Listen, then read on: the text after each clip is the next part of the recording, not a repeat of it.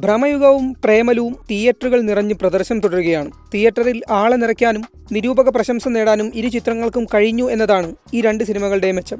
Barbie Oppenheimer ക്ലാഷിനെ ബാർബൻഹൈമർ എന്ന് വിളിച്ച netizens Premayugam എന്ന പൊതുവിശേഷണം ഈ രണ്ട് മലയാള സിനിമകളുടെയും തകർപ്പൻ പ്രകടനങ്ങൾക്ക് നൽകുന്നുണ്ട്. ഫെബ്രുവരി 9 പ്രേമലുവും 15 ഭ്രമയുഗവും തിയേറ്ററിലെത്തിയപ്പോൾ പ്രേമലുവിനൊപ്പം ഫെബ്രുവരി 9 റിലീസായ മറ്റൊരു സിനിമയുണ്ട്, അന്വേഷിപ്പിൻ കണ്ടെത്തും. ഡാർവിൻ കുര്യാക്കോസിന്റെ സംവിധാനത്തിൽ ടൊവിനോ തോമസ് നായകനായി എത്തിയ ഇൻവെസ്റ്റിഗേറ്റീവ് ത്രില്ലർ സിനിമയാണ് അന്വേഷിപ്പിൻ കണ്ടെത്തും. പ്രേമലുവിനൊപ്പം ഇറങ്ങി നല്ല അഭിപ്രായങ്ങൾ നേടി സിനിമ തരക്കേടില്ലാതെ മുന്നോട്ടു പോകുമ്പോഴാണ് കൊടുമൺ പോറ്റി ബ്ലാക്ക് ആൻഡ് വൈറ്റിൽ മനക്കലേക്ക് സ്വാഗതമരുളി വെള്ളിത്തിരയിലെത്തുന്നത്. പിന്നെ ഒരു കൊടുങ്കാറ്റായിരുന്നു. പരീക്ഷണ ചിത്രം, ബ്ലാക്ക് ആൻഡ് വൈറ്റ് എന്നീ പ്രതിസന്ധികളെല്ലാം മറികടന്ന് ഭ്രമയുഗവും ക്ലീൻ കോമഡികളുമായി പ്രേമലുവും ബോക്സ് ഓഫീസ് അടക്കി ഭരിച്ചു. പ്രേമലു 42 കോടിയും ഭ്രമയുഗം 31 കോടിയും പിന്നിട്ടു എന്നാണ് റിപ്പോർട്ടുകൾ.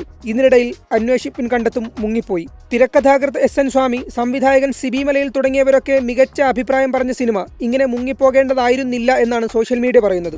M3DB ഗ്രൂപ്പിൽ അക്ഷയ് JS പറയുന്നത് ഏറ്റവും മോശം റിലീസ് പ്ലാനുള്ള ഇൻഡസ്ട്രി മലയാളം തന്നെയായിരിക്കുമെന്നാണ്. പ്രേമലുവിന്റെയും ഭ്രമയുഗത്തിന്റെയും തേരോട്ടം സോളോ റിലീസായിരുന്നെങ്കിൽ നല്ല കളക്ഷൻ കിട്ടേണ്ട അന്വേഷിപ്പിൻ കണ്ടെത്തും സിനിമയെ കാര്യമായി ബാധിച്ചു. ഭ്രമയുഗവും പ്രേമലുവും സോളോ റിലീസായിരുന്നെങ്കിൽ രണ്ട് സിനിമയ്ക്കും കൂടുതൽ കളക്ഷൻ കിട്ടിയേനെ.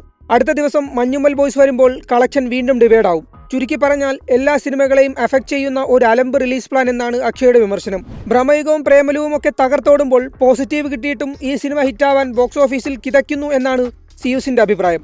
അതേസമയം ഇത്ര തിരിച്ചടി നേരിട്ടിട്ടും സിനിമ ബോക്സ് ഓഫീസിൽ തരക്കേടില്ലാത്ത പ്രകടനമാണ് നടത്തുന്നതെന്ന പോസ്റ്റുകളുമുണ്ട്. സത്യത്തിൽ നല്ല സിനിമ തന്നെയാണ് അന്വേഷിപ്പിൻ കണ്ടെത്തും. ടൊവിനോയുടെ മികച്ച പ്രകടനത്തിനൊപ്പം നല്ല തിരക്കഥയും മേക്കിങ്ങും ഒക്കെ സിനിമയെ ശ്രദ്ധേയമാക്കുന്നുണ്ട്.